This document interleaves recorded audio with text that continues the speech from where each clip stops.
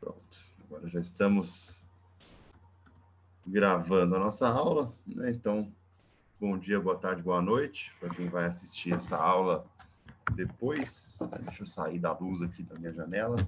Aí, agora sim. E vamos lá, né? Essa aqui é a nossa última aula antes da nossa prova, né? Que ficou marcada aí para o dia 15, na próxima sexta, certo? Então, o conteúdo aí da nossa prova vai até a aula de hoje, né? A gente termina aí com essas 10 aulas, todo o conteúdo de termodinâmica. Não, terça-feira que vem não vai ter aula. Terça-feira que vem é o dia que a minha filhinha vai nascer.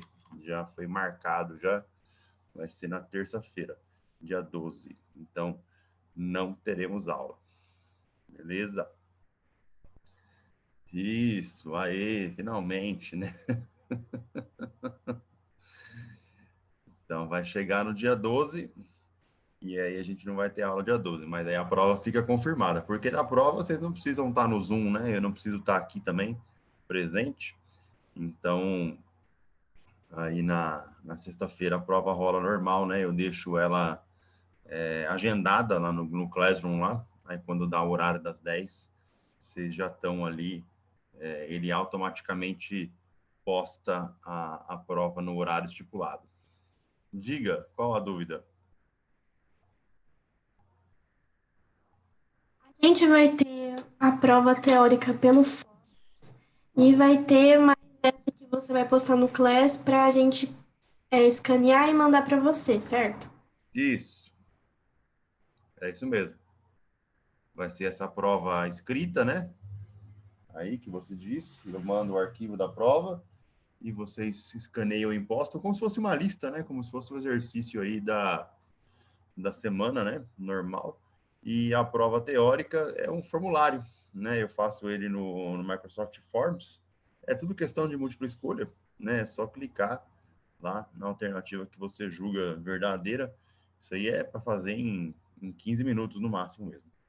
Sim, vai até às 16 horas. Né? Caso alguém precise muito de um tempo a mais, né, com uma desculpa extremamente plausível, né, aí a gente conversa, a pessoa manda uma mensagem para mim e aí a gente vê, tá? Mas a princípio vai até às 16 mesmo. A prova vai estar bem tranquila, gente. Nada de bicho de 87 cabeças, não. Fiquem sossegados aí, tá? Vai ser bem tranquilo. Beleza? Ok? Vamos lá, então. Vamos começar. Deixa eu ver a mensagem do Henrique aqui. Você não pôde vir na última aula ao vivo. Eu vi que você postou a aula passada ontem às 21 horas. Eu vou conseguir acompanhar essa aula mesmo assim? Sim, sim, vai sim. Vai. Eu já tinha postado a aula no grupo de WhatsApp lá, né? Você está no grupo de WhatsApp lá, Henrique? Alguém tinha pedido o link da aula lá na quarta-feira. E eu postei na quarta-feira lá, né? Então, tem que ficar atento também a todos os canais de comunicação aí. Beleza?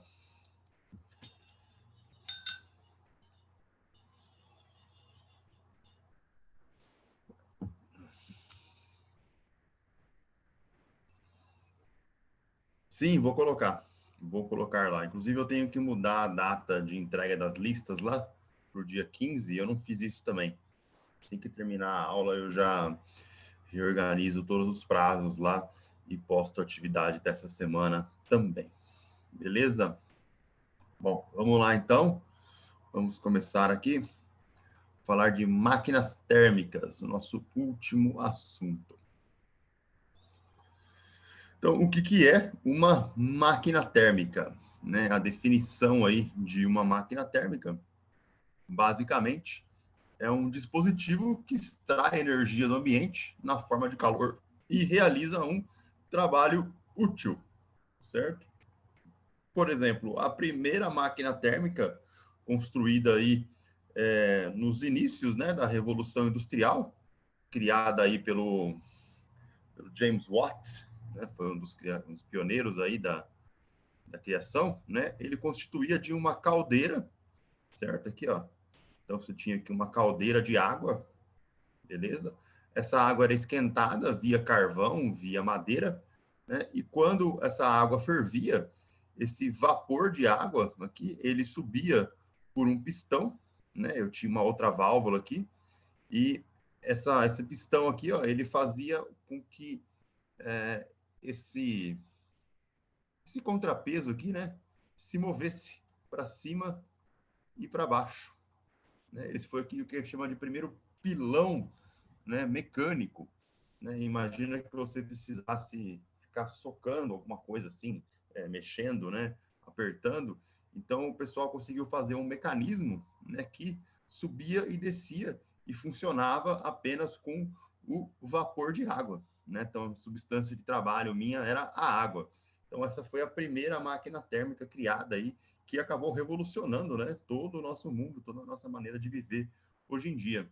E a partir dela, outros mecanismos vieram, né? Por exemplo, uma locomotiva, né? Ela basicamente funciona aí como sendo uma máquina térmica, né? Todo esse pedaço que está aqui, ó, da locomotiva, é uma caldeira gigante de água fervendo, né? Não sei se vocês lembram de uma locomotiva.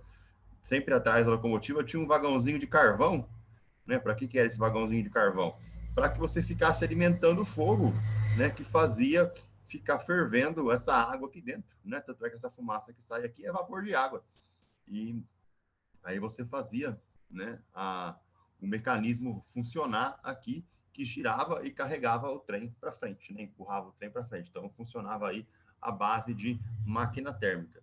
E nos idos da navegação também, né? O famoso barco a vapor funciona da mesma maneira.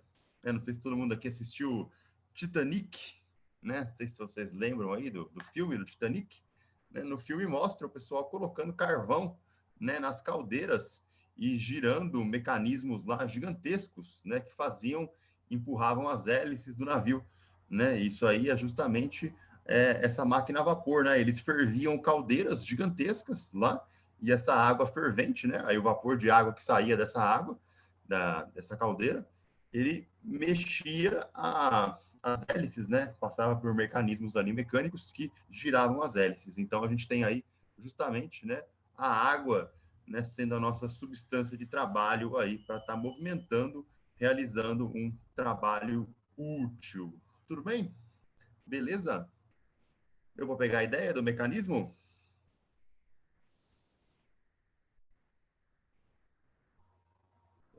Ok.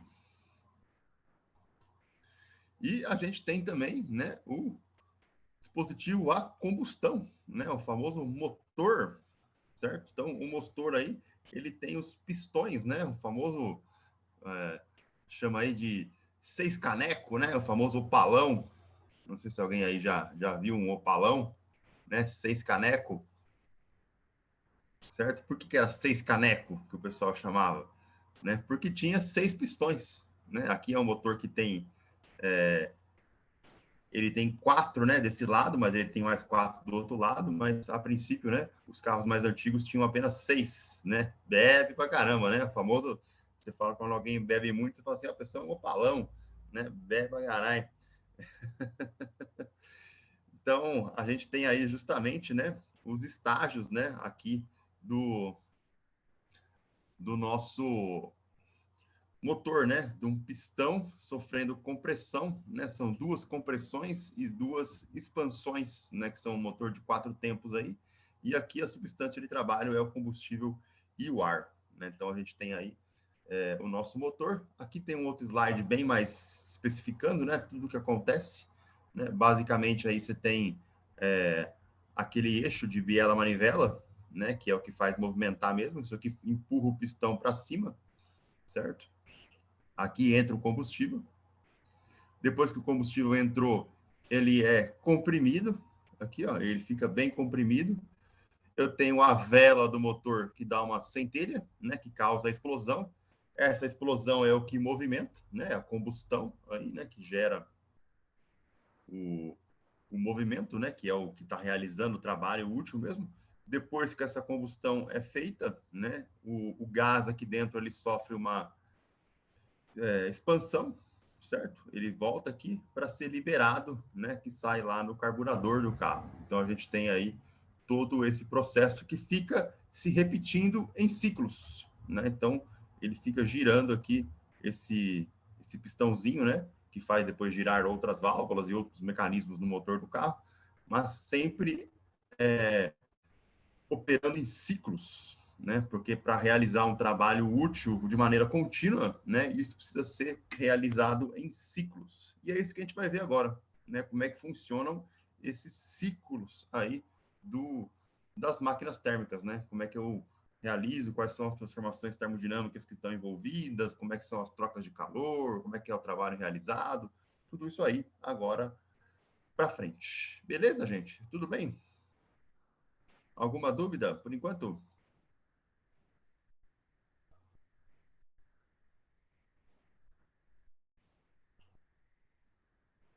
Certo? Então tá bom. Beleza. Então, basicamente, né, vamos ver aí o que a gente chama de máquina térmica ideal, né, que é o que a gente chama de máquina térmica de Carnot, certo? Esse aqui é o jovem Carnot, né, francês aí, sobrenome Carnot, acho que é Jean-Pierre Carnot, né? E como é que funcionava a máquina térmica dele, né? Quais eram os processos termodinâmicos do ciclo de Carnot? Então, para a máquina dele, todos os processos são do tipo reversíveis, né? A gente já viu aí o que é um processo reversível, ok? E também todas as transferências de energia são realizadas sem perdas causadas por efeitos dissipativos. Okay? Isso aqui é o que a gente chama de máquina térmica ideal, né? Lembrando que o ideal está longe de ser real, tá? Então, essa é a ideia aqui do Carnot. Todos os processos são reversíveis e eu não tenho perda de energia por efeitos dissipativos. Outra propriedade da máquina de Carnot é que a temperatura da fornalha, ok, de uma máquina a vapor é muito mais alta do que a da água na caldeira, né? Então, se a gente voltar aqui, ó, opa, nesse exemplozinho aqui, certo? Aqui em cima, né, ó, nessa parte aqui de baixo aqui, ó, que é o que está pegando fogo, certo? Isso aqui é o que eu vou chamar de temperatura quente. Isso aqui é muito maior do que, por exemplo, essa temperatura aqui, ó, que é a temperatura da água. Né? Então, a temperatura da minha fornalha é muito, muito maior do que a temperatura da água. Né? Essa é uma das propriedades aí do ciclo de Carnot. Por isso que o calor flui, né, de maneira irreversivelmente da fornalha, para a água. Né? A gente tem aí esse, esse, esse fluxo, né, unidirecional aí do calor sendo produzido da fornalha para a água. E, além disso, né, todo o processo no ciclo é idealizado como sendo isotérmico ou adiabático, né, que são processos aí do tipo reversíveis, ok? Isso aqui são propriedades aí da máquina térmica de Carnot, são propriedades que com certeza estarão lá na prova teórica, né? Então fiquem atentos aí, fica a dica, certo? Aí das propriedades aí que com certeza estarão constando na nossa prova teórica. Tudo bem? Tranquilo?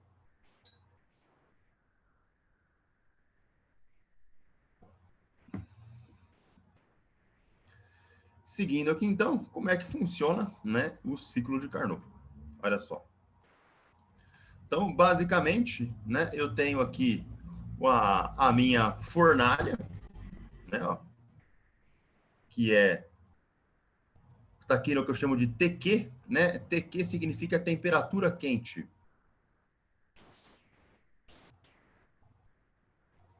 Certo? Então, esse calor que sai aqui da minha fonte quente, né, que seria a minha fornalha, seria o meu foguinho aqui, né, ali.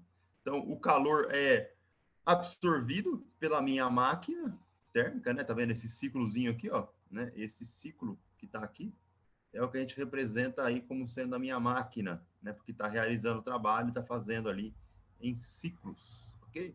Então, o calor é absorvido dessa máquina, né? A partir da minha fonte quente, né? Para minha substância de trabalho, no caso a água aqui, essa minha máquina térmica, ela realiza um trabalho, ok?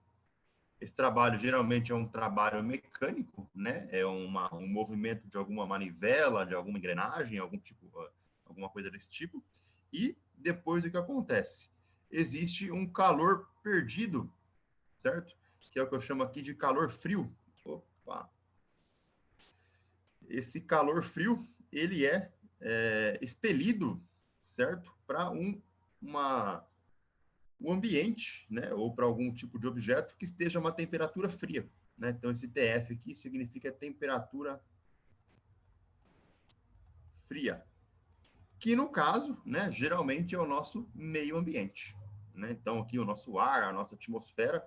Então, a parte excedida, né, vai aí para a atmosfera. Que basicamente, quando a gente vê uma máquina a vapor funcionando, né, é a fumacinha, né? Imagina um barco aqui, certo? Imagina o nosso Titanic aqui, né? Tá aqui a, o, o Jack e a Rose aqui na ponta dele aqui, e a chaminé, né? Então, geralmente, tudo que está saindo pela chaminé, né? Que está sendo perdido aqui para o ambiente, né? Para a nossa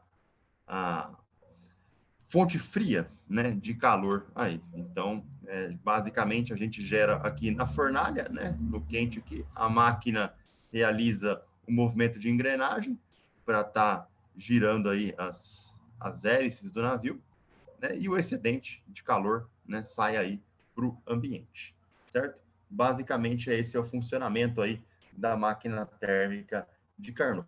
Tudo bem, gente? Beleza?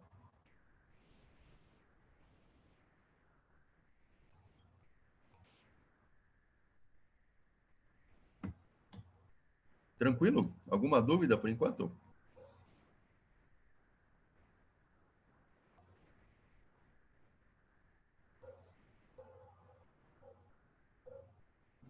Ok, então tá bom. Vamos lá, então. Seguindo, né? Então, a gente viu que isso aqui, né, ele opera em ciclos, né? Toda essa parte aqui está operando em ciclos. Mas como é que funciona esse ciclo? Ok? Então, o ciclo de Carnot, ele tem aí, né, basicamente, 4 etapas, né? São 4 aí transformações termodinâmicas reversíveis, né? Todas reversíveis aí conforme a propriedade que a gente viu. Vamos começar aqui com o A, né? Com a transformação A até a transformação B, certo? Então, nessa transformação aqui, ó, o que está acontecendo? Essa transformação de A para B é o que eu chamo de isoterma, certo? Então, na transformação isoterma é quando eu tenho o calor absorvido, certo? Ó, perceba que eu estou tendo uma flechinha aqui, ó, certo? Essa flechinha aqui está dizendo que estou com calor entrando. Basicamente, seria a transferência de calor, né, do fogareiro para a caldeira, né? Isso ocorre aí a uma transformação isotérmica, né, sem mudança de temperatura. Essa é a minha primeira transformação aqui, ó, de A para B, uma transformação isotérmica. E depois o que acontece? Perceba que é uma expansão, né? Eu estou no diagrama aqui pressão-volume, e é uma expansão isotérmica. Por quê? Eu estou indo de um volume VA para um volume VB, né, que é maior, né? Então o volume VB é maior que o volume VA. Então estou numa expansão isotérmica, né, na minha primeira transformação, que é aonde o calor é absorvido. Logo em sequência, de B para C, né, o meu C está aqui, eu tenho o que eu chamo de expansão adiabática, né? Tem essa outra transformaçãozinha aqui, ó. Então, de B para C, novamente, o volume C está aqui, né? Estou tendo uma expansão, só que nessa adiabática não há troca de calor.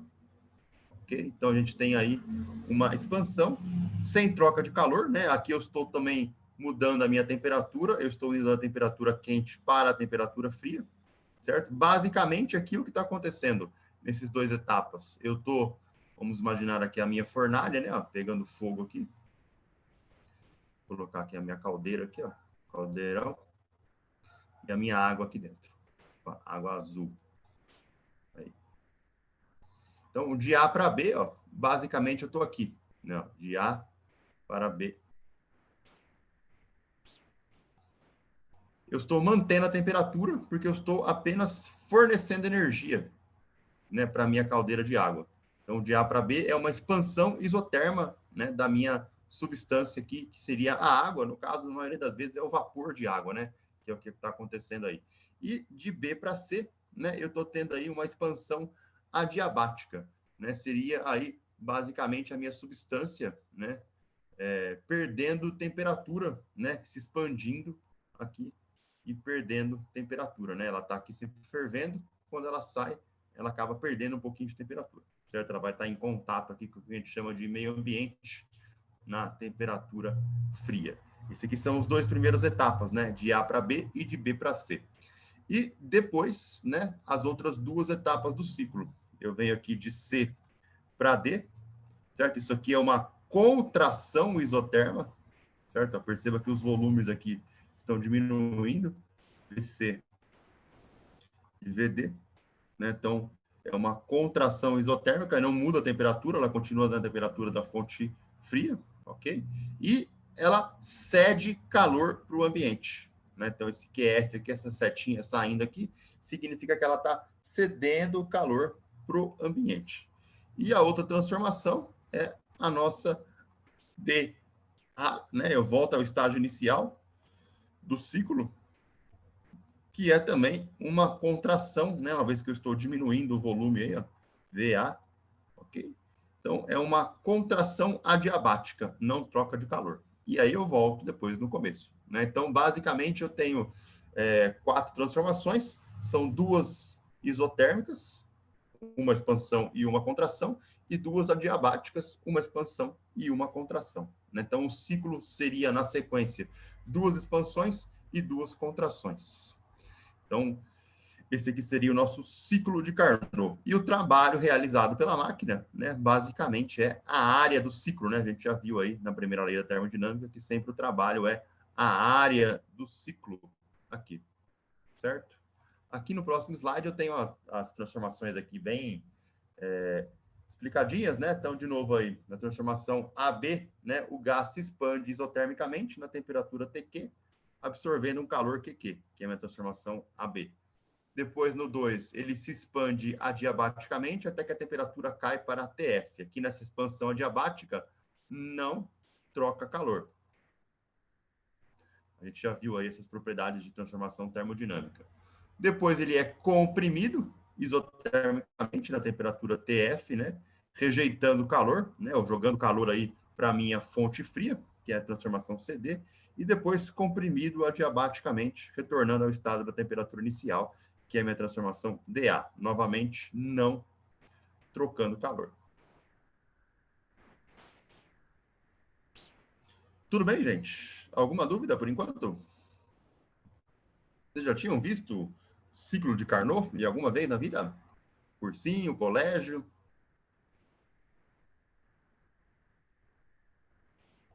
Ninguém nunca viu? Não? Nada? Não? Alguém ficou com alguma dúvida? Alguma. Deu para pegar a ideia geral? Tranquilo?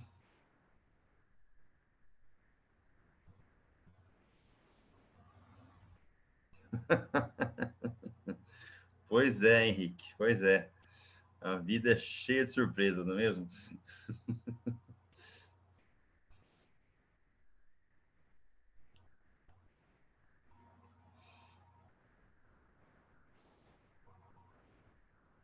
É, isso é um problema, né? Às vezes o pessoal gasta muito tempo numa única coisa, né? Fica falando de mecânica, cinemática e lei de Newton aí, e esquece que a física envolve outros tipos de análises, né? Por exemplo, a parte de termodinâmica ela é bem importante também, né? A aplicação no dia a dia aí tem inúmeras, né? Então,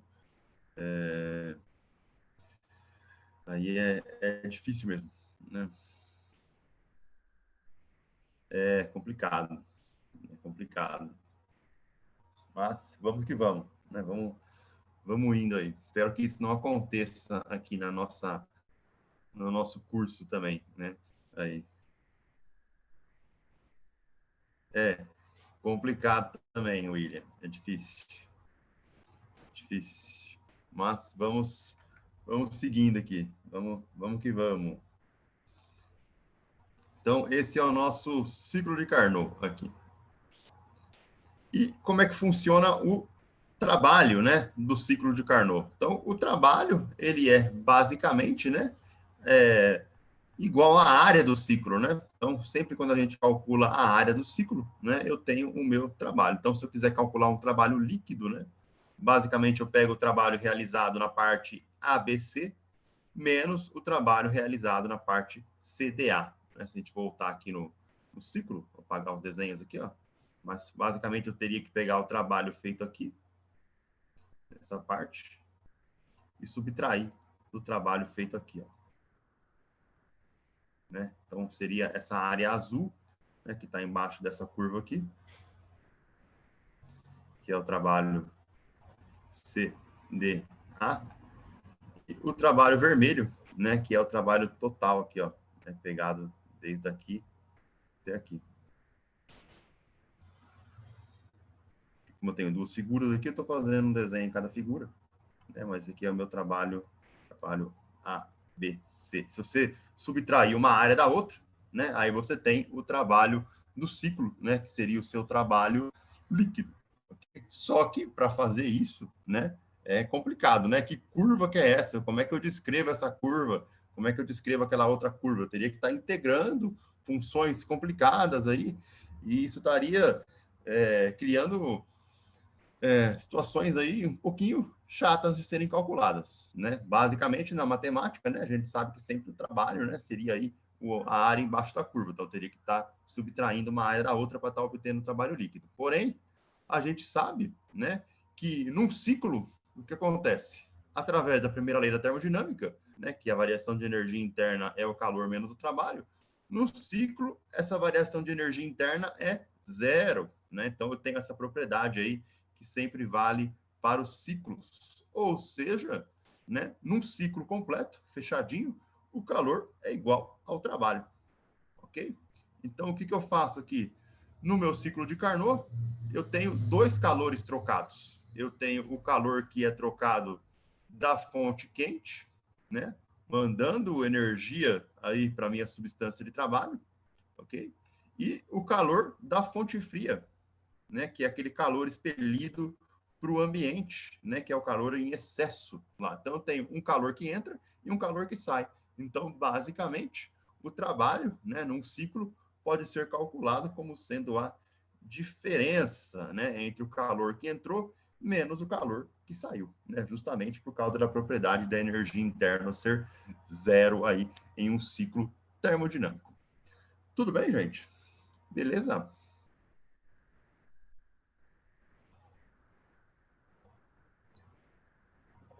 Alguma dúvida até aí? Tranquilo?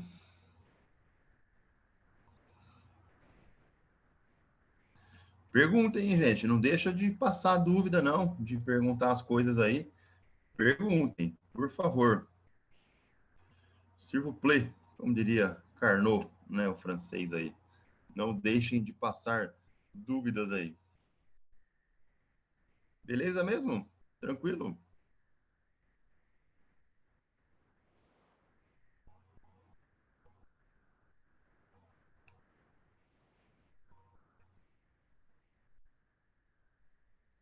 Ok, beleza. Então, dando sequência, né? Tá todo mundo tranquilo mesmo aí? Beatriz, Bianca, Bruna, Camila, Carol, Frederico, Gabriel, Guilherme, Lívia, Maitê, Marília, Maxwell, Paula, Renato, Thaís, William. Tudo bem mesmo? Certo?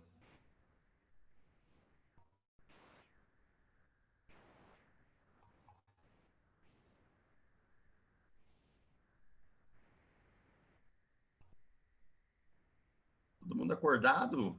Quentes como uma máquina térmica aí?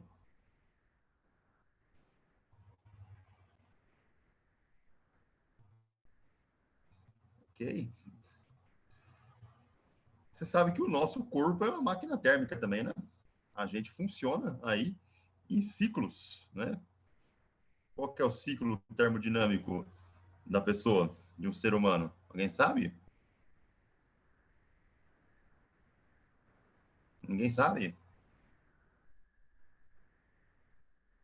O famoso come e dorme, né? Esse é o ciclo termodinâmico, né?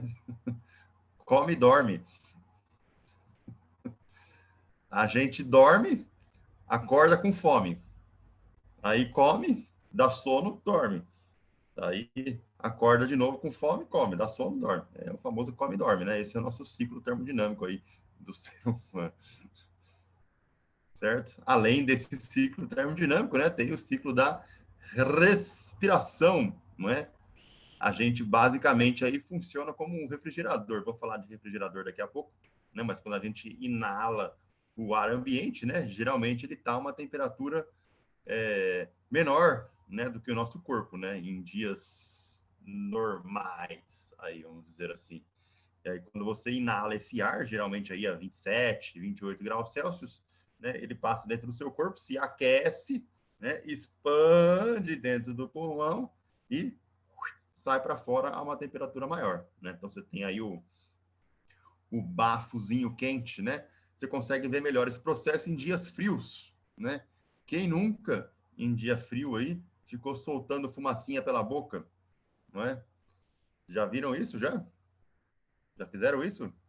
Num dia muito frio, ficar soltando fumacinha, respirando? Nunca fizeram isso? Não acredito, gente. O que vocês fazem em dia frio aí? Fica deitado, hibernando debaixo das cobertas? Gostoso aí do lado de fora, passar o frio, ficar soltando fumacinha, né?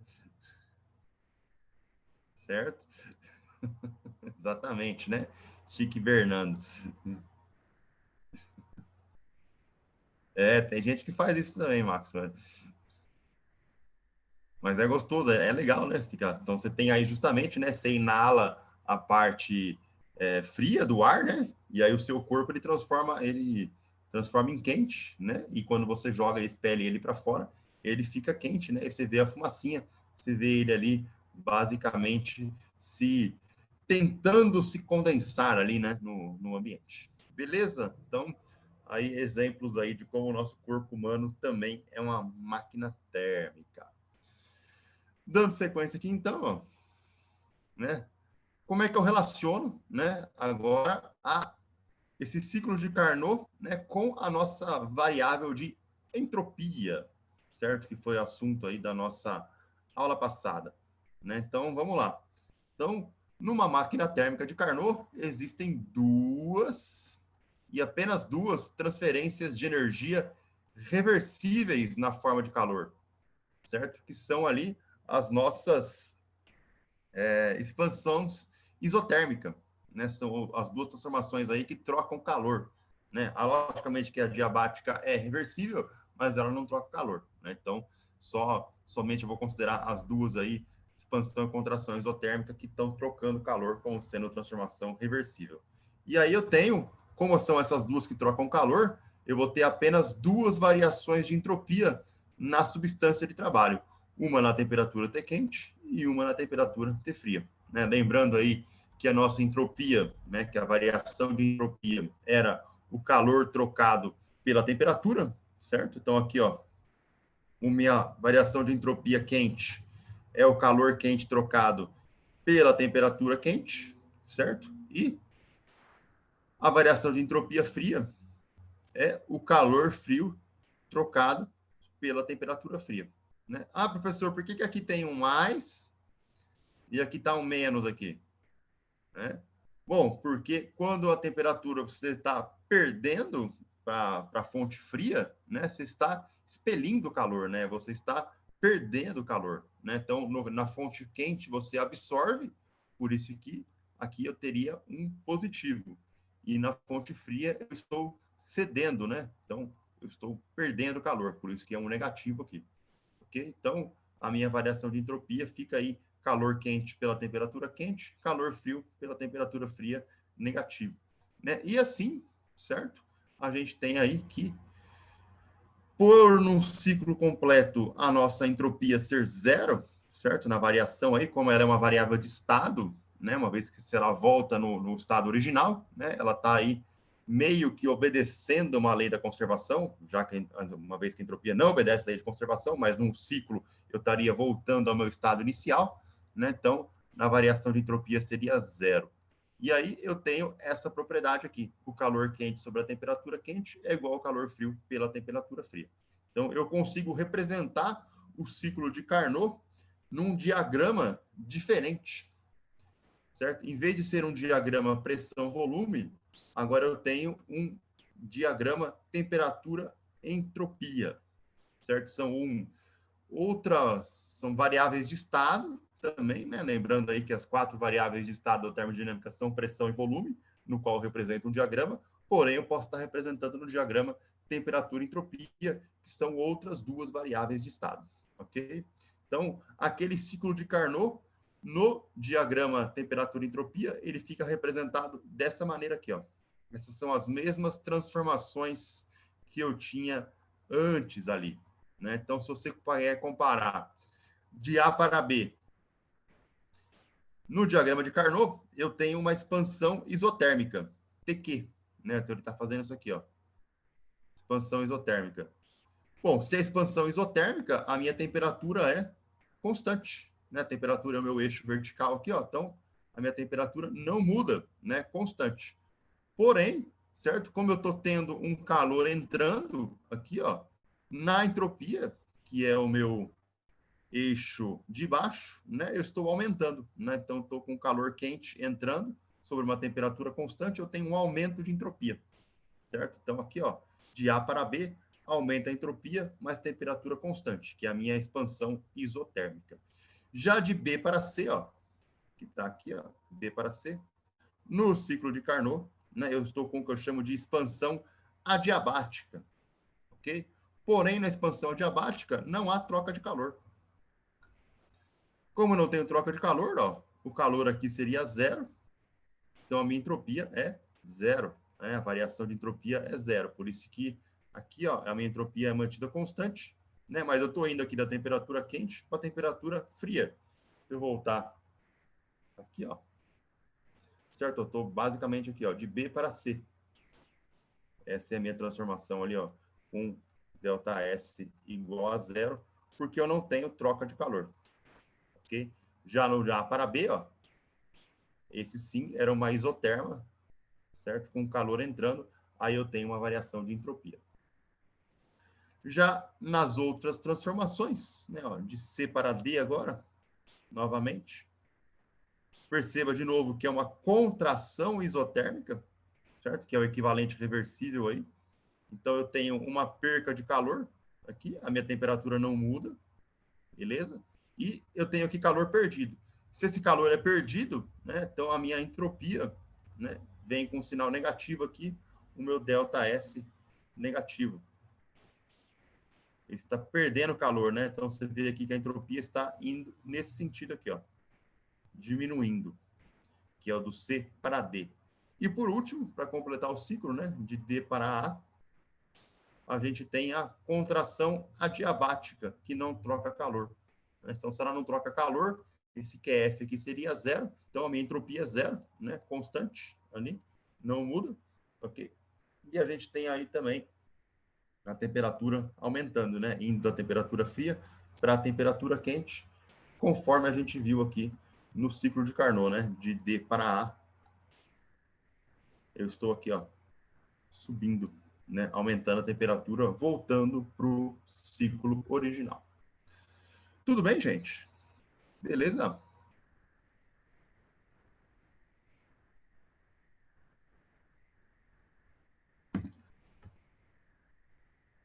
Então, eu posso representar o ciclo de Carnot tanto no diagrama pressão-volume, quanto no diagrama temperatura-entropia. Né? Ambos aí representam bem. Certinho? Cada transformação obedece ali, né? Eu estou brincando agora com as 4 variáveis de estado: pressão, volume, temperatura e entropia. Então, posso estar representando aí sempre nos pares aí dos que a gente chama de pares canônicos, né? Não sei se alguém aí já ouviu a palavra canônica, né? O famoso canonizar aí, né? Então, pares canônicos, né? Na física a gente tem aí variáveis aí que aparecem aos pares, né? A gente chama de pares canônicos. Por exemplo, posição e momento linear é um par canônico, energia e tempo é um par canônico, pressão e volume é um par canônico, temperatura e entropia é outro par canônico, né? Então a gente chama aí de pares canônicos, variáveis aí que fazem parzinhos, né? Que obedecem transformações apropriadas aí, chamadas de transformações canônicas. Beleza, mas isso aí não vem ao caso aqui, nosso aqui, só para mostrar porque no diagrama, né, a gente pode estar escrevendo aí no diagrama pressão-volume ou no diagrama temperatura-entropia também, né, que são aí os parzinhos, as minhas variáveis de estado. Beleza, galera, alguma dúvida por enquanto? Tranquilo? Tem um exercício na lista, né, para vocês fazerem justamente essa comparação aqui, né, do ciclo de Carnot temperatura e entropia para representar ele no diagrama pressão-volume, né, explicando cada etapa do ciclo. Né? Acho que é um dos últimos exercícios aí da terceira lista lá.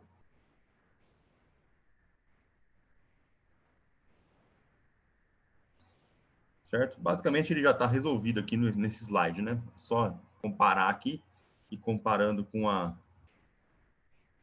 esse ciclo aqui, né? Cada uma das transformações AB, BC, CD e DA.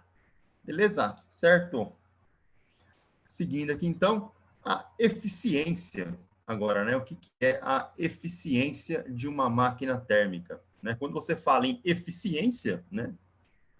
Significa aí, basicamente, que você está pegando a sua energia utilizada pela sua energia disponível, né? Aqui, esse consumida pode ser também descrita como sendo disponível.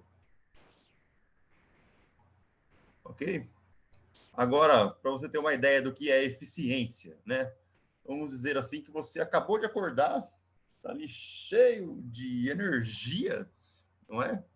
Disposto, com uma disposição hérculea ali, tá querendo resolver toda a lista de física, né? Estudar tudo de uma vez e tal, cheio de energia disponível. Só que aí o que acontece? Você começa a mexer no celular, vem uma distração, olha o Facebook, olha o Instagram, vem um monte de mensagem, grupo de WhatsApp, gente enchendo o saco, não sei o quê. E aí a sua eficiência em estudar, né, a sua energia disponível, parte dela vai se perdendo para outros focos, né? Então, a energia utilizada sua, né, realmente para estar estudando aí, para estar fazendo a lista, né, não foi igual a toda a energia sua disponível, né, ou toda a sua energia consumida. Então, você tem aí uma eficiência baixa, certo? Não sei se deu para pegar a ideia aí. No caso de uma máquina térmica, né, a minha energia disponível, minha energia total disponível é a energia quente, né, da fonte quente, da fonte da caldeira, lá que está pegando fogo. Então, eu tenho toda aquela energia que está disponível. Porém, eu só utilizo a energia que é feita no trabalho.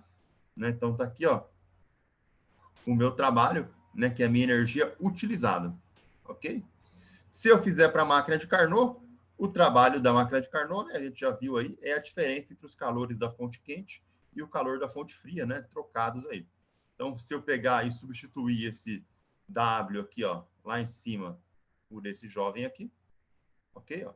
Então, ficou calor quente menos calor frio, dividido pelo calor quente, certo? Então, calor quente por calor quente dá 1, então fica 1 menos a razão entre os calores trocados, certo? Esse aí seria a nossa eficiência aí da máquina térmica, certo?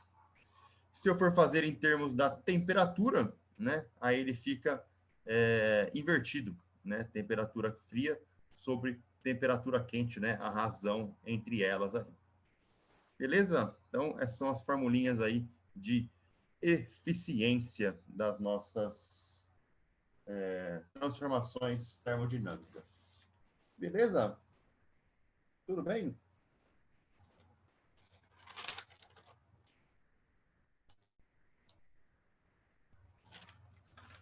Alguma dúvida, gente? Tranquilo?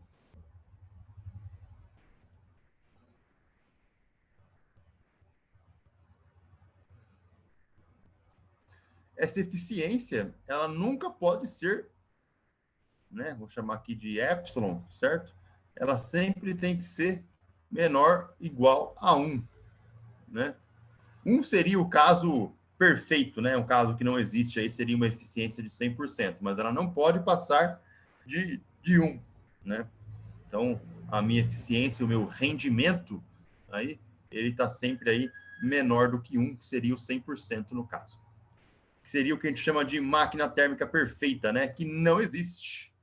Aí, certo? Embora a gente possa ter máquina térmica ideal, né? Que é a máquina de Carnot, mas a máquina térmica perfeita, né? Que converte todo o calor recebido aqui em trabalho, certo? Ela não existe, né? Ela não, sem dissipar nada aqui de calor frio, certo? Conversão total de calor de trabalho, não existe eficiência 100%, né? Nenhuma máquina converte todo o calor absorvido em trabalho útil.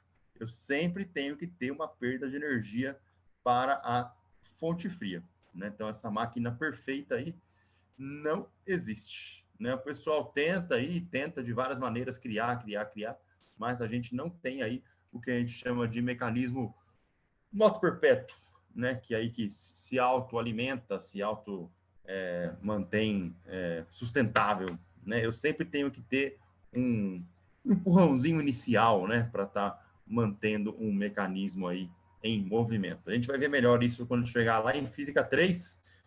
Vai demorar um pouquinho para chegar lá, né? Mas quando, nas bases aí do eletromagnetismo, né? A gente tem o autossustentável entre corrente elétrica e campo magnético. Mas eu sempre vou precisar sempre de uma energia inicial, né, de um trabalho inicial para estar mantendo ali o eletromagnetismo funcionando. Tá? Então, a nossa máquina térmica não existe máquina térmica perfeita. Beleza? Tranquilo?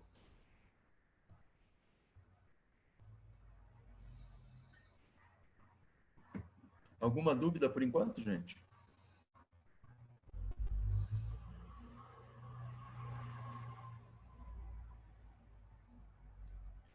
Não. Seguindo, então, aqui vamos falar de refrigeradores. Né? O que é um refrigerador? Aí, basicamente, é uma máquina térmica funcionando com um ciclo invertido. Né? Então, a gente tem aí, basicamente, o mesmo funcionamento, porém, ao inverso, certo? Então, uma máquina térmica comum, né, que foi o que a gente viu até agora, ela recebe calor de uma fonte quente e rejeita para um local mais frio, né? Então, ele recebe aqui calor da caldeira, né, aqui pegando fogo, e rejeita isso para o ambiente, né, que é aí o nosso ar atmosférico, né, a nossa atmosfera. Já o refrigerador faz ao contrário, né, ele recebe calor de uma fonte fria, que é a parte interna do refrigerador, e transfere para uma fonte quente, geralmente que é o ar externo, né, a atmosfera ali, aonde o refrigerador se encontra. E essa máquina térmica, certo, fornece um trabalho mecânico líquido e o refrigerador precisa receber um trabalho mecânico líquido. Então é o contrário, né? Então a máquina térmica ela pega calor do quente, realiza um trabalho e joga para o frio. Já o refrigerador não, né? Ele pega do frio, ele precisa ainda receber um trabalho para poder refrigerar e depois dissipar na fonte quente, né? Então eu tenho aí justamente o ciclo invertido. Olha só como é que fica esse ciclo aqui, ó. Então a gente tem aqui, ó, né? Ele vem aqui, ó, ele pega calor do frio, né? Então o calor é absorvido da fonte fria, eu preciso ainda injetar um trabalho sobre a máquina, né? Então perceba que não está saindo um trabalho aqui, aí ele realiza um ciclo e dissipa o calor para fonte quente, né? Aí o calor é perdido aqui. Perceba que é justamente ao contrário, né? Na máquina de Carnot a gente tinha que as setinhas estavam sendo ao contrário, né? Então descia, saía trabalho e saía calor frio, né? Agora no refrigerador é o inverso, né? A gente tem aí a energia saindo da fonte fria, um trabalho ainda sendo realizado e depois um calor perdido, né, para o ambiente. Então, o refrigerador funciona de maneira inversa. Só para a gente ter um pouquinho de ideia aí, né, de como funciona, imagina a sua geladeira, né? Todo mundo tem geladeira em casa, sabe? Aquela caixa gigante, pesada, onde a gente guarda comida e gela as coisas lá. Isso chama-se geladeira, né? Então, como funciona uma geladeira, né? Então, a geladeira, você sabe que ela tem um motor, né? Todo mundo já viu uma geladeira na vida? Todo mundo tem geladeira em casa? Já viram lá atrás que tem um motor ali? Ele fica fazendo barulho, faz um puta barulhão à noite, lá você não consegue nem dormir, né? Está desregulado o negócio lá, né? Então, como é que funciona aí, basicamente, uma geladeira? Então, a geladeira, a gente sabe que quando a gente está com problema, você está fazendo gás. Como assim gás? Que gás é esse que está na geladeira? Né? Então, basicamente é o seguinte aqui, ó. Então, a gente tem a primeira etapa é o que a gente chama de compressor. Né? O compressor está dentro do motor ali, né? Está junto ali, acoplado. Tá? Então, o compressor, ele faz o quê? Ele comprime, né? É por isso que chama compressor, né? Então, ele pega aquele gás que é colocado ali dentro, certo? E comprime o gás, tá? Comprimindo o gás, certo? Ele vira líquido, né? Ok? Então, aquele gás comprimido, se você lembrar do diagrama de temperatura, né? Olha só. Não sei se vocês lembram lá daquele diagramazinho onde eu tinha os três estados, né? Era aqui sólido, líquido e gasoso, né? Certo? Então, o gás, né? Aqui, volume, pressão. Quando você comprime ele, né? Certo? O volume diminui, né? Vem aqui de um volume gasoso para um volume líquido. Então, eu estou comprimindo o gás, certo? Beleza?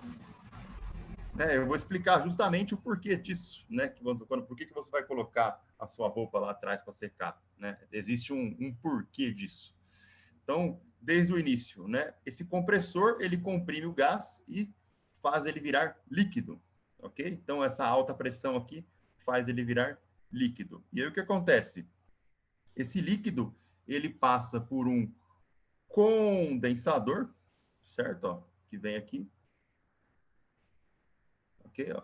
Então, o fluido comprimido no condensador está a uma temperatura mais alta que o ar externo, de modo que o que gera calor para o ar, né? O fluido condensa parcialmente para o líquido, ou seja, esse fluido que passa aqui, certo? Ele vai dissipando calor, né? Ou seja, ele vai jogando calor para fora, que é justamente aquela parte de trás da geladeira, né? Que é justamente o Max disse aí que a gente coloca a roupa lá. Depois ele passa por uma válvula e se expande novamente, né? A hora que ele se expande, né, ele vem aqui para o que a gente chama de evaporador, né, e passa para dentro da geladeira, virando, ainda ele está líquido aqui ainda, né, ele está líquido, porque quando você liga a geladeira pela primeira vez, né, você está escuta um barulhinho, né, você escuta ele passando lá dentro, lá, né, no próximo slide tem um desenho melhor.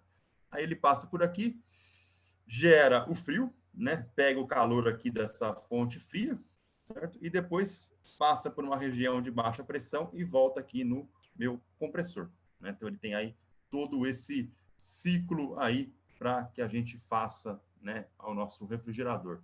Um outro exemplo está aqui, ó, né? Basicamente do que eu estou dizendo, ele estava aqui, né? Ó. Então está aqui o meu compressor, opa, que está comprimindo o gás em líquido, né? Aí esse líquido ele passa pelo condensador, né, que é essa parte aqui que está trocando calor quente, né? Por isso que você põe a sua roupa para secar aqui atrás. Ô, Jesus. Aí ele passa por essa válvula de expansão e passa por dentro da geladeira, certo? E está gerando aqui o que a gente chama de frio, né? O famoso calor frio. O trabalho que é cedido, né? O trabalho que eu preciso fornecer é o trabalho aqui, ó, da rede elétrica, certo? E o trabalho para comprimir o gás, né? Então, o compressor aqui, ele tem que comprimir o gás, né? Recebe um trabalho da rede elétrica para poder estar funcionando, para poder estar fazendo essa aqui, ó, trabalho realizado sobre a máquina, né? Então, entra esse trabalho aqui para frente. Então, dessa maneira que funciona aqui a nossa geladeira. Outro processo de máquina térmica é o ar-condicionado, né? Aí um refrigerador, certo? Basicamente, né? Ele pega aí o ar quente do lado de fora, né? Passa pelo condensador, que é o mesmo processo, né? Aí passa por uma válvula de expansão, de novo, certo? E aí ele entra aqui no nosso frio, né? Aqui, ó. Ou saindo aqui o ar geladinho aqui do ar condicionado. Beleza, gente? Tudo bem? Só para dar exemplos aí também de refrigerador, né? Como é que funciona aí também.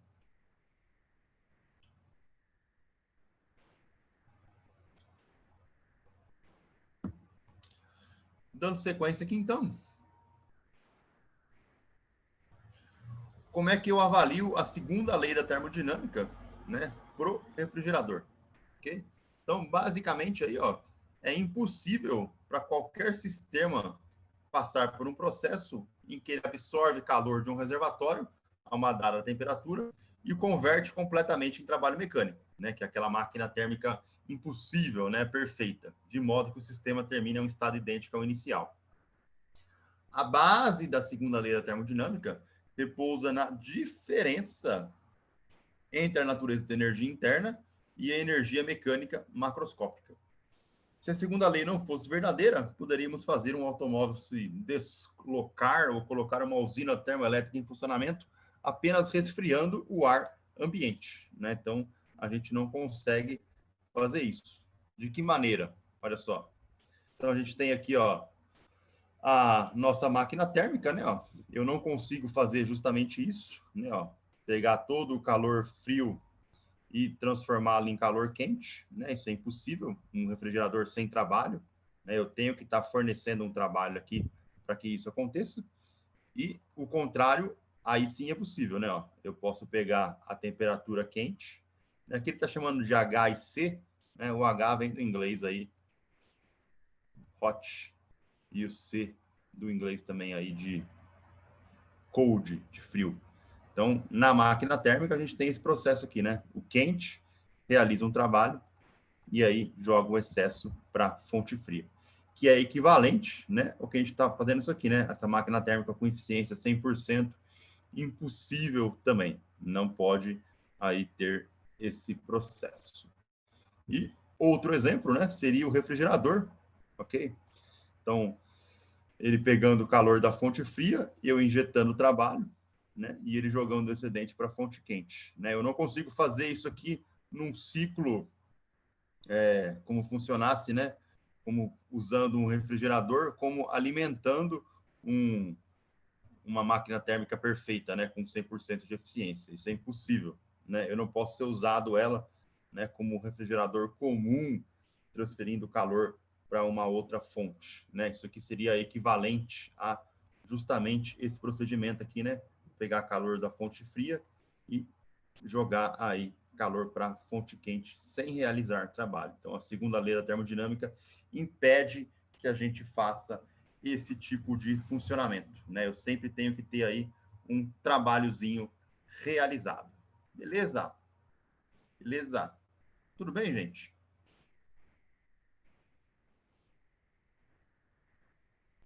Alguma dúvida por enquanto? Tranquilo?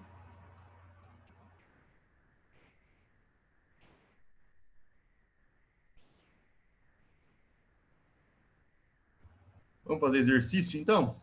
Vamos lá? para fixar o conteúdo, exercícios. Então, vamos lá. Primeiro exercício. Uma máquina de Carnot opera entre as temperaturas quente 850 Kelvin e fria 300 Kelvin. A máquina realiza um trabalho de 1.200 joules em um ciclo que leva 0,25 segundos. Aí ele pergunta várias coisas. Qual é a eficiência da máquina? Qual é a eficiência média da máquina? Qual a energia quente extraída na forma de calor da fonte quente? Qual a energia fria liberada em forma de calor para a fonte fria? E de quanto varia a entropia da substância de trabalho devido à energia recebida na fonte quente e de quanto varia a entropia da substância de trabalho devido à energia cedida à fonte fria. Né? Esse exercício completo aí, onde a gente tem que usar todos os conceitos aí que vimos nas últimas 2 aulas, certo? Então, basicamente é um exercício típico de prova, né? Vamos dizer assim aí, já dando a dica, né? Fica a dica aí, um exercício bem típico de estar na prova aí.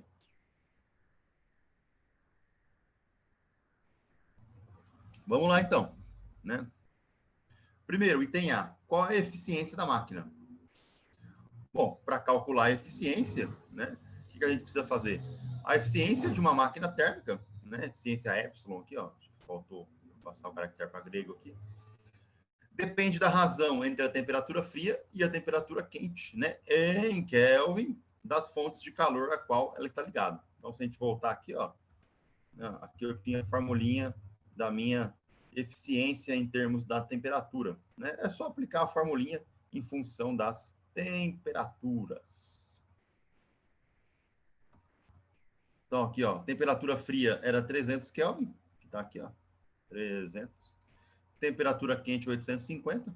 Então, 1 menos 300 dividido por 850 me dá 0,647, que dá uma eficiência aí de basicamente 65%. Okay? Esse aí seria a nossa eficiência da máquina térmica. A outra pergunta, né, está relacionada com a potência, né? Qual é a potência média da máquina? Então, a potência, né, basicamente é a razão entre o trabalho realizado pelo ciclo e o tempo de duração, né, de cada ciclo. Então, a nossa potência seria trabalho por tempo, né, que é justamente aí joules por segundo, que é o que a gente chama de watts. Então, ela realiza aí 1.200 joules de trabalho por ciclo e cada ciclo dura 0,25 segundos. Então, fazendo essa divisão, dá 4.800 watts ou 4,8 quilowatts de potência. Tudo bem, gente? Tranquilo por enquanto? Alguma dúvida?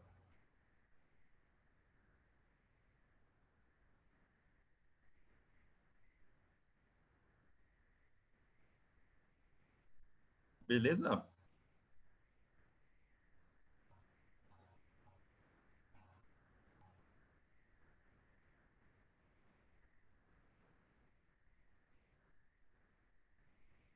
Ok. Não precisa, pode deixar em 4.800 watts. É que é só uma perfumaria, né? Você deixar ali com a notação de prefixo, né? Das ordens de grandeza de 10 aí. Eu sempre ponho um prefixo aí para estar colocando ele para frente. Beleza? Item C agora. No item C, ele quer saber qual é a energia do calor quente extraída na forma de calor, né, a cada ciclo. Então, o que a gente tem aqui? Ó?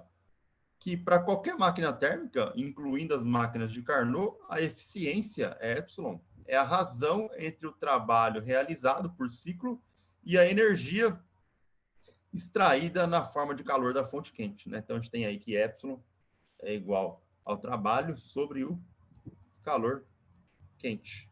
Bom, a gente já calculou a eficiência, a gente tem o trabalho realizado dado no enunciado, então é só explicitar aí o nosso calor quente. Então, calor quente é trabalho sobre eficiência. Ok? Então, 1.200 joules dividido por 0,647 vai me dar aí que o calor absorvido da fonte quente é da ordem de 1.855 joules, certo? É só avaliar aí essa continha. Beleza? E no item D, né, ele quer saber qual que é a energia da fonte fria liberada em forma de calor a cada ciclo. Né? Então, a gente sabe aí que o trabalho no ciclo de uma máquina térmica seria o calor quente menos o calor frio. Ok? A gente já tem o trabalho. O calor quente foi calculado no item anterior, né? Então, eu posso apenas reorganizar aqui para estar encontrando quem é o meu calor frio. Então, o calor frio é o calor quente menos o trabalho. Então, 1.855 joules menos 1.200, ele está expelindo para o ambiente aí 665 joules. Tudo bem, gente? Beleza?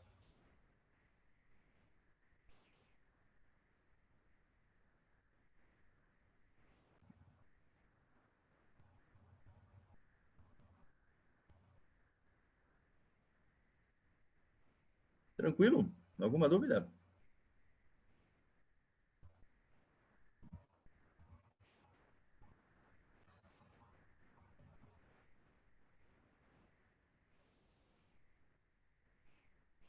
O item E agora, para finalizar esse exercício, né, ele quer saber aí qual é a variação de entropia, né? De quanto varia a entropia da substância devido à energia recebida da fonte quente e de quanto varia a entropia da substância devido à energia cedida à fonte fria. Então, a gente tem que a variação de entropia durante a transferência de energia na forma de calor a uma temperatura constante, logicamente, né? É da ordem aí, ó, de ΔS Q sobre T. Então, para a energia positiva, né, que é o calor da fonte quente, a gente tem aí que a entropia quente é o calor quente pela temperatura quente, ou seja, 1.855 joules por 850 Kelvin, que me dá aí mais 218 joules por Kelvin. E para a fonte fria, basicamente a mesma coisa, né? A gente vai pegar aí a variação de entropia é igual ao calor frio pela temperatura fria, né? Então, o calor frio, ele é cedido, então eu tenho que usar um negativo aqui, né? Estou perdendo esse calor, é um calor cedido. Então, menos 655 joules dividido por 300 Kelvin, que me dá aí menos 218 joules por Kelvin. E note ainda que a variação líquida de entropia da substância no ciclo completo é zero, né? Se pegar a soma aí, né, a entropia no ciclo, que é o ΔS quente mais o ΔS frio, né, ó, mais 2,18 menos 2,18, ou seja, a minha entropia no ciclo tem que ser zero, justamente por causa da variável de estado aí, né, ela está voltando ao estado inicial. Então, é uma das maneiras de você ver se a conta que está fazendo está dando certo, né, é que a entropia no final, né, a variação no ciclo tem que ser sempre zero. Uma vez que todos os processos são reversíveis, né, tem que estar obedecendo aí a segunda lei da termodinâmica. Beleza, galera? Tudo bem? Dúvidas?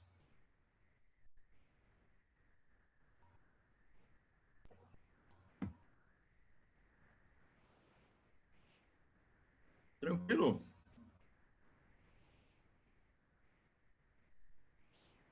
Ah, eu não passei essa fórmula. Da onde você viu ela, Gabriel?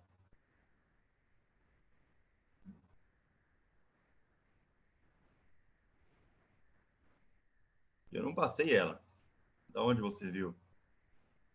Nessa parte? Que parte? Ah, você viu por fora, né?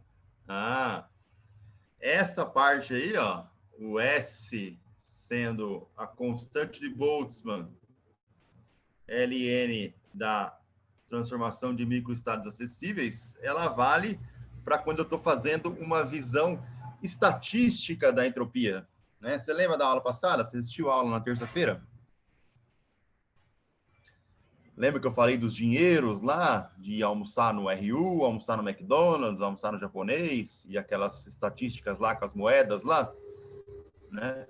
Então, Isso aí entra para quando eu estou calculando entropia de maneira estatística, né? Então, são duas visões de entropia. Tem a visão termodinâmica, que é esse caso aqui, ó, né, que a gente está calculando aqui calor sobre temperatura, e tem a visão estatística, ok? Que é calculado por essa expressão aqui. Então, você só vai usar essa fórmula quando você tiver aí estados acessíveis diferentes, né? Quando você estiver usando aí essa visão estatística da entropia. A gente não está lidando com ela, eu só mostrei ali qualitativamente, né, como é que funcionaria ali a entropia estatisticamente. Não entramos aí na parte das contas, até porque essas contas aí não são fáceis, né? Inclusive no curso de física existe uma disciplina chamada física estatística só para estudar esse tipo de coisa. É uma disciplina no 4º ano, inclusive, né? Então a gente nem brinca com isso no 1º ano, né? Não chega nem a ver, né? A gente só vê a parte termodinâmica. Eu só comentei por cima, só para vocês terem aí uma leve noção, né, do que seria a parte estatística da entropia. Tudo bem? Beleza? Então tá bom. Alguma dúvida mais no exercício, galera?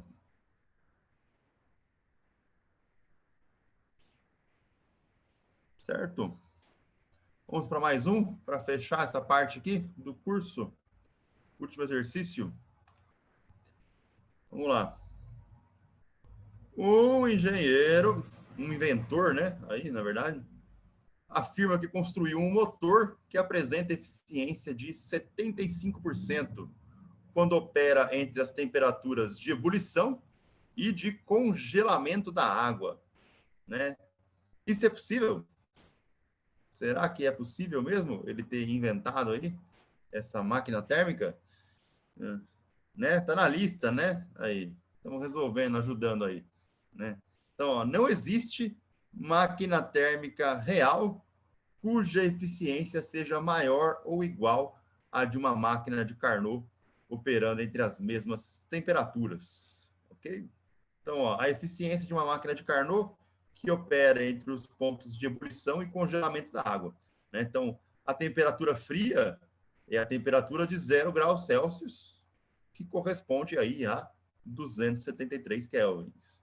E a temperatura quente é a temperatura de ebulição da água, né? Que é 100 graus, que seria aí 373 Kelvin. Na hora que você faz a continha aqui, né, você vê que esse inventor aí tá falando lorota, né? Então, 1 menos, fica 1 menos 273, dividido por 373, né, que me dá aí a divisão perto de 0,268, aproximadamente 27%. Né? Então, o cara está vendendo gato por lebre, né? Aí, falando que a máquina que ele construiu tem eficiência de 75%. Tudo bem? Beleza? Mais uma questão da lista aí de grátis, né, para vocês. Certinho, galera? Dúvidas?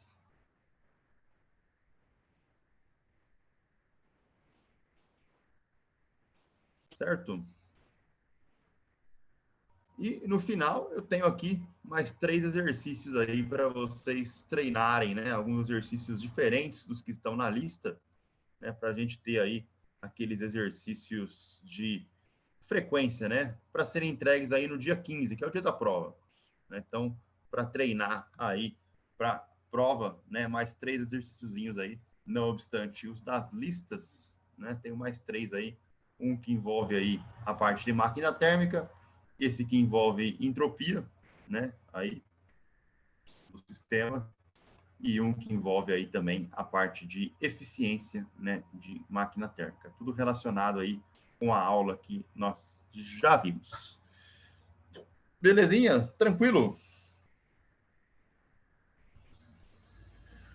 Com isso, então, fechamos a matéria da prova 1, né? Terminamos aí o conteúdo de termodinâmica. Ufa, né? Demorou, né? 10 aulas aí fazendo análises térmicas, deu até um calor, né? Falando aí de termodinâmica. Beleza, então, gente?